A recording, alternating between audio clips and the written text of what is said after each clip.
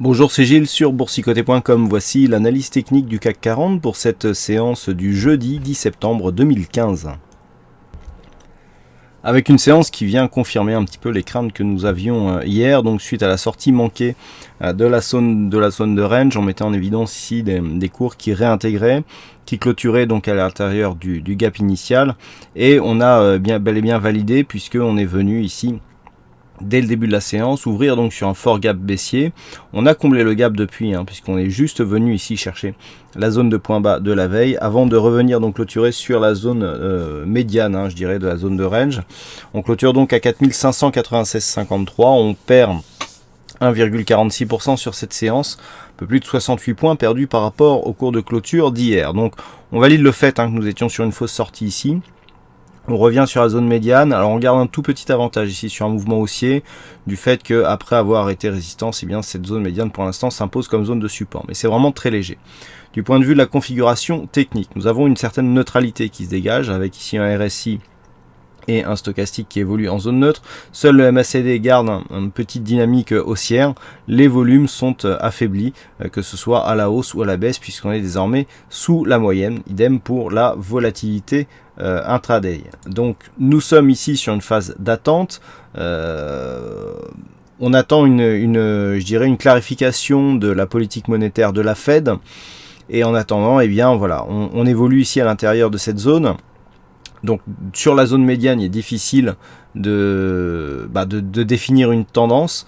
Je dirais qu'on reste dans les zones telles qu'elles étaient avant ici à tentative de sortie, à savoir rupture baissière ici des 4487 nous donnerait un signal baissier en direction des plus bas qui avaient été atteints le 24 août et un dépassement ici de cette zone des 4680-90 points redonnerait un nouvel élan haussier avec comme on l'avait vu un dépassement donc des 4720 qu'il serait bon de cette fois-ci de valider ici en clôture pour réellement commencer à sortir de ce biais baissier.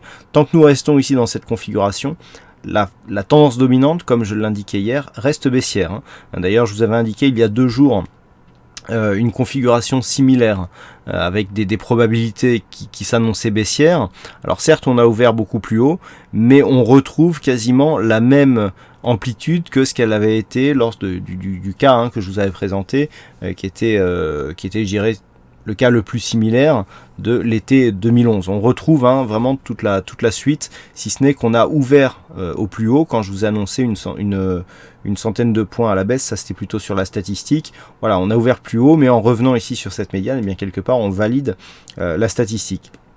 Donc on reste ici dans cette phase de neutralité, pas grand chose de plus, il faut tout simplement valider une rupture, mais confirmé, puisque là en fait déjà à partir du moment où on n'a pas validé ici la zone des 4680 comme zone de support après l'avoir franchi, on pouvait se dire que dès le franchissement on était ici sur un mouvement qui était très fragile, ce qui a été confirmé d'ailleurs puisque nous avons eu assez peu de volume sur cette séance.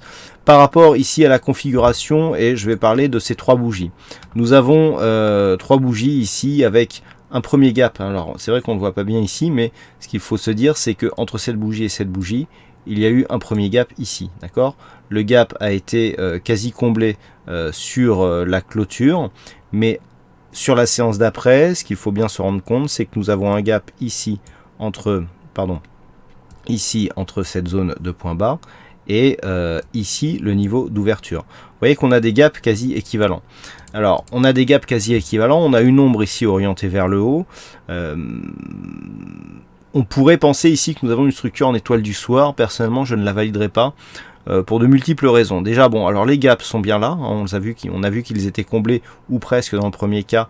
Ils sont là. Toutefois, pour qu'une étoile du soir soit valide, il faut une bougie puissante ici, une bougie puissante là, ce qui n'est pas le cas, et une bougie en forme d'étoile, si possible avec l'ombre haute plus développée que l'ombre basse.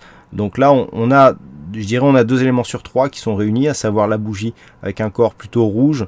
On a une ombre haute certes, mais qui n'est pas assez développée, et normalement ça doit être une bougie d'hésitation. Donc là, on on est vraiment sur une bougie qui n'est pas assez hésitante pour définir l'étoile du soir. Si on conjugue cet élément aux deux autres, à savoir les bougies ici qui ne sont pas assez puissantes, on a une structure qui est clairement une structure de retournement qui devrait nous amener normalement vers cette zone ici des 4499. Je n'ai pas d'autres éléments je dirais pour étayer cette hypothèse. Donc c'est vraiment un petit élément technique. Voilà, la probabilité est très moyenne. J'y reviendrai sur les statistiques, mais c'est une structure qui appelle quand même une baisse et donc une rupture de cette zone des 4599 points. Donc pour demain, 4590, oui 18, bon on est sur la même zone. Pour demain, tout va se jouer sur cette zone ici, des 4598 points. Comme je vous l'indiquais, c'est vraiment, on voit bien qu'il y a une espèce de polarité sur cette phase. Cette phase donc qui a été support ici, résistance ici, support ici, résistance là, support là, résistance là. D'accord, là on est venu clôturer sur cette zone, ça c'est très important. On clôture sur cette zone, on tente un dépassement et on revient clôturer sur cette zone. Donc là on a vraiment cette zone ici, les 4598, qui est une zone centrale. Et donc si on repasse sous cette zone, eh bien le risque c'est de revenir ici tester la partie basse du range. Tant que l'on reste au-dessus, on privilégie plutôt des retours sur la partie haute. Mais tant qu'on n'a pas une cassure significative, on privilégie la neutralité de la tendance de base. Donc pour ce qui est du court terme, puisque comme je vous l'ai indiqué, pour ce qui est du court moyen terme, on reste quand même sous une influence plutôt assez baissière. Voilà donc ce que l'on peut dire sur cette analyse technique du CAC 40. Aujourd'hui, il y avait un fixing, c'est Bono qui gagne sur cette session, donc bravo à toi Bono. Et puis en ce qui concerne les statistiques, on a assez peu de cas significatifs. Je vais quand même vous donner les statistiques car elles sont finalement assez partagées. Donc pour ce qui est de la prochaine séance, je viens de vous dire que c'est assez partagé. En fait, on a une forte probabilité, mais qui se base sur très peu d'occurrences. Donc en gros, sur les 15 dernières années, on a 6 cas représentatifs qui sont équivalents à ce que nous avons aujourd'hui, avec 5 cas donc sur ces 6 qui se sont soldés par une meilleure probabilité haussière. Donc on a 83%, mais sur 6 cas, le pourcentage est peu représentatif. Et puis par contre sur les statistiques à 5 jours, là aussi on est sur 6 cas, mais c'est vraiment la hausse qui domine. Et en fait c'est assez intéressant cette occurrence parce que ça nous ramène encore une fois sur une configuration donc, qui était liée à cette fameuse été 2011. Et là nous ne sommes pas sur ce cas ici où je vous avais indiqué qu'on était sur une configuration équivalente à celle qui nous a amené ici à cette petite baisse. Là on se retrouve avec une occurrence, une configuration technique équivalente à ce que nous avions sur ces deux bougies, les deux bougies de baisse qui correspondent aux deux bougies de baisse que nous avons eues hier et aujourd'hui. Alors c'est assez intéressant que pour un cas différent, on arrive sur quelque part une période qui était sensiblement identique. Et ce que l'on voit donc par rapport à ces deux bougies baissières que nous avons eues, eh bien ce cas derrière, nous avons eu une hausse. Donc effectivement, alors j'insiste sur le fait que les statistiques sont certes haussières, mais qu'elles reposent sur très peu de cas. En statistique, des chiffres comme ça qui reposent sur très peu de cas ne sont pas représentatifs. C'est juste pour la curiosité, je dirais, de la recherche que je vous montre cet exemple.